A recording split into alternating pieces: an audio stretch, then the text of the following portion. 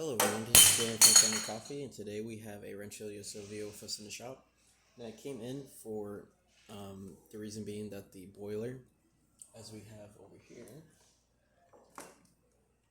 it's the original boiler, had shorted on the heating element, as you can see, and then a lot of charring, both on the wiring, as you can see, and also on the connections.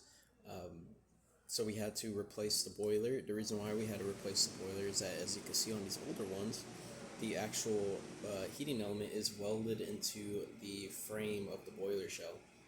Now on the newer ones, I have a newer one right here.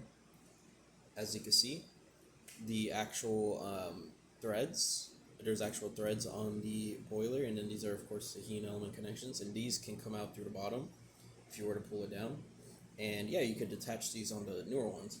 So that's what we did. We installed a new style boiler on this Silvia because that's the only way to really fix this issue is replacing it with a newer style. So we're going to just quickly run the machine. We're just making sure that everything gets hot, so we're not going to brew coffee with this one just because there's a little bit of clogging on the group head. But if we were to run it, as you can see, water's running out fine. You can see from just the steam, the heat of the water. Of course, the hot water functionality also works as well. If we were to turn it off and warm it up, we are going to test the steaming.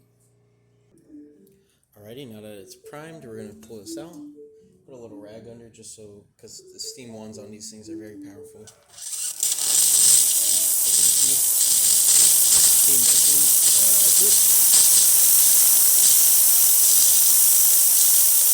And that's about it for this repair. If you like this video or any of our other repairs on our channel, leave a like, subscribe, and hit the bell. Thanks for watching.